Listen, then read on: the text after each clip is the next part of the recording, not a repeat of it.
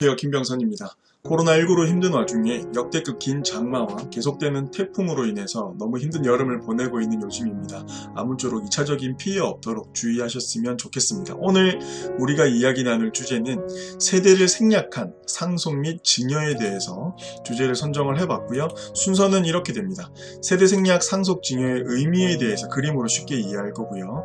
대습 상속과의 차이, 그리고 세대 생략 증여의 절세 효과를 계산하고요. 세대 생략 증여 상속의 장점에 대해서 같이 한번 알아보는 시간 짧게 갖도록 하겠습니다. 그림으로 쉽게 설명드려 보겠습니다.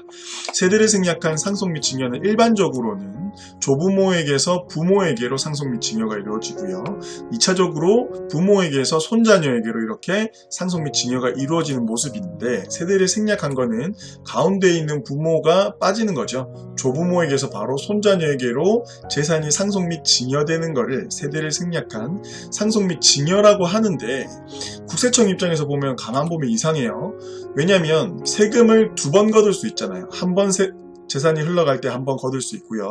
또 흘러갈 때 또 거둘 수 있는 부분인데, 한 번에 이렇게 재산이 흘러가게 되면 상속 및 증여세를 한 번 못 걷게 되는 거죠. 그래서 이런 편법을 막기 위해서 할증과세를 하고 있습니다. 관련 세법이 상증세법 제27조와 57조에 각각 상속 및 증여에 대한 할증과세, 세대를 생략한 할증과세에 대해서 기술을 하고 있습니다. 이렇게 여기 내용에 보면 상속 및 증여를 받는 자가 미성년이면서 20억을 초과해서 받았을 때는 40% 할증한다고 되어 있고요. 그 이외의 경우에는 30%를 할증한다고 되어 있습니다. 우리가 20억 이상 증여받는 경우가 많지는 않기 때문에 상속도 손주한테 그러니까 30%로 이해를 하시면 좋을 것 같아요.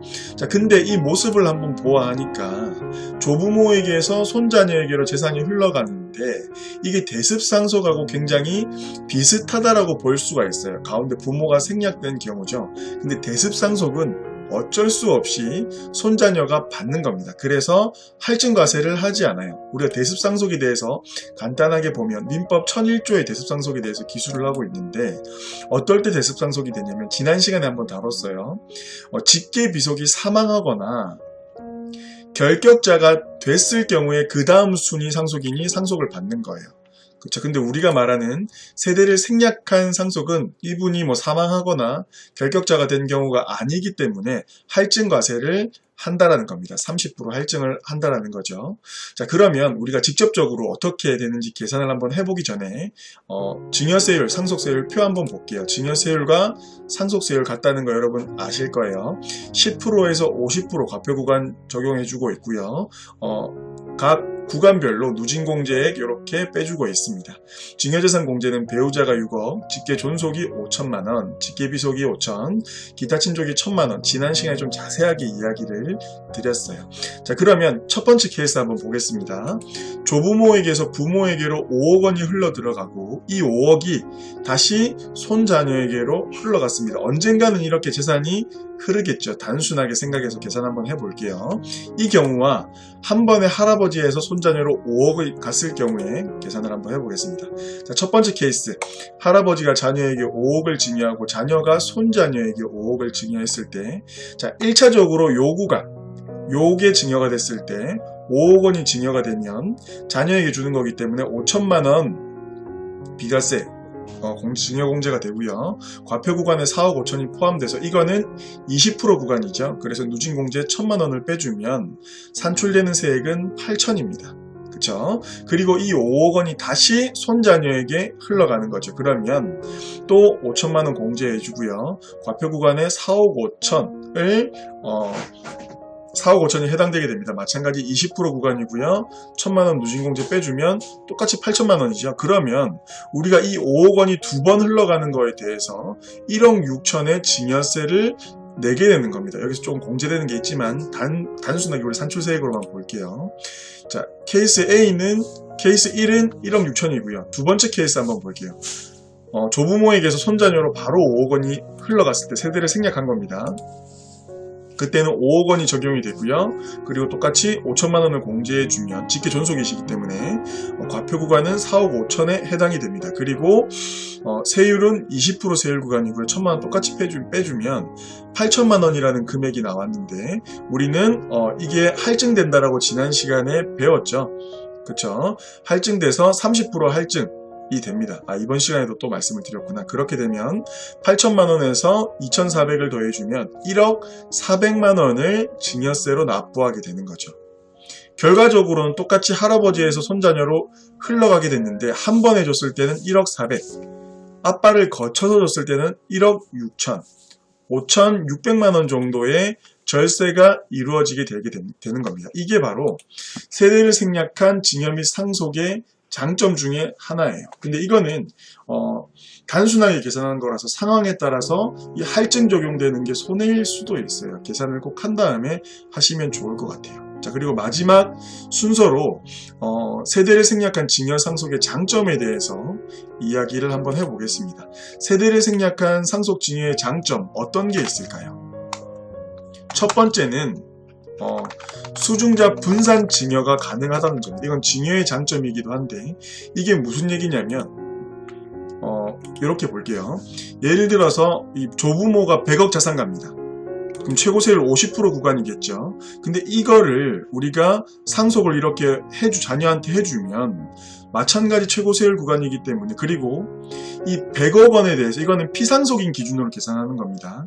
100억 원에 대해서 이분들이 반반 가져가든 아니면 25%, 25%, 25%, 25% 가져가든 피상속인 재산 기준으로 세금을 계산을 해요. 그럼 무조건 100억으로 계산되어져서 최고세율 30%로 계산을 되어지는 거죠. 근데 증여 같은 경우에, 분산 증여 같은 경우에는 예를 들어서 25억, 25억, 25억, 25억 증여를 받아갔어요.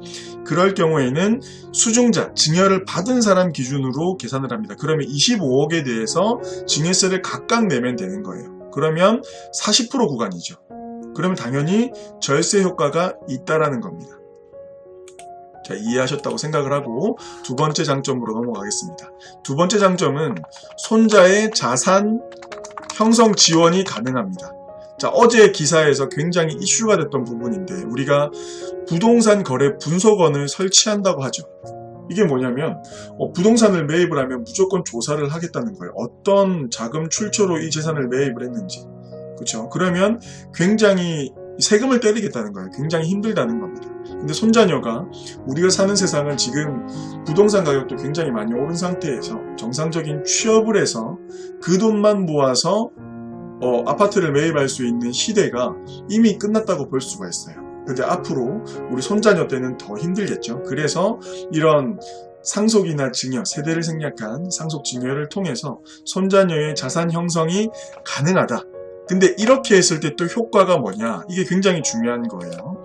만약에 상속 및 증여를 세대를 생략해서 이분들의 재산을 형성을 해줬어요. 그러면 처음에 우리가 상속이 이루어지기 전에 우리 종신보험으로 상속세를 낼 수 있는 납부제한을 마련을 하잖아요. 그래서 이분들은 자신의 자금 출처를 이분의 종신보험을 납부하는데 굉장히 많은 부분을 할당을 했다는 거죠. 그러면 이분들이 나중에 상속을 할 때 상속세 납부 제한을 마련하기 위해서 종신보험을 가입을 하려면 자금 출처가 모자른 거예요. 그러면 아이들이 해줘야 되는데 출처가 모자르게 되겠죠. 그래서 세대를 생략해서 증여나 상속을 해주면 이분들이 자기 부모님의 종신보험을 가입해서 상속 재원을 마련해 주는데 또 유리한 발판을 마련할 수 있다라고 보여진다라는 거죠. 그렇죠? 그래서 굉장히 큰 장점이 있다고 할 수 있고, 그 다음 장점은 뭐냐면 5년 경과 시 상속 재산에서 제외가 됩니다. 이건 상증세법 2조 1항의 2조의 1에 기술되어 있는 내용이죠. 뭐냐면 우리가 상속 개시 시점 10년 이내에, 상속 개시되기 10년 이내에 증여한 재산은 상속재산가액에 포함돼서 상속세를 계산을 하는데, 이거는 상속인에게 줬을 때고 손자녀는 상속인이 아니죠. 그렇죠? 상속인은 자녀죠. 배우자와. 근데 손자녀는 상속인에 포함이 안 되기 때문에, 자녀가 있을 경우에, 그러면 5년입니다. 5년. 사망 개시 5년 이내에 증여했을 때만 상속재산가액에 포함이 되는 거죠. 다시 그림으로 돌아와 보면 이분이 만약에 2020년도에 사망을 했다라고 가정을 하면 2014년도에 이분들한테 손자녀한테 증여를 해줬다면 그 재산가액은 이 100억에서 빠져버리고 상속세 계산할 때도 포함을 안 시킵니다. 5년만 지나면 되기 때문에. 그래서 이거는 상속세 절세 효과도 있다라고 볼 수가 있습니다. 상속 과세가액 자체가 감소하기 때문에. 그리고 마지막으로 절세 효과죠. 절세 효과는 방금 세 번째 항목에서 드렸던 상속 과세가액을 줄일 수 있으니까 상속세를 줄일 수 있다는 것과, 그리고 두 번의 증여 및 상속세를 내야 되는데, 그렇죠. 자녀한테 주고 손자한테 또 올라가면 두 번의 상속세를 내야 되는데 두 번의 상속세 낼 것을 한 번으로 할증해서 납부한다는 거죠. 그러면 상속세를 조금 더 절세할 수 있다. 근데 요거는 계산이 반드시 필요하다라고 볼 수 있습니다. 자, 오늘은 이렇게 해서 상속 및 증여, 세대를 생략한 상속 증여에 대해서 알아봤습니다. 궁금한 점이 있으신 분들은 여기에 있는 연락처로 문의 주시면 친절하게 상담에 응해드리도록 하겠습니다. 김병선이었습니다. 즐거운 주말 되세요. 감사합니다.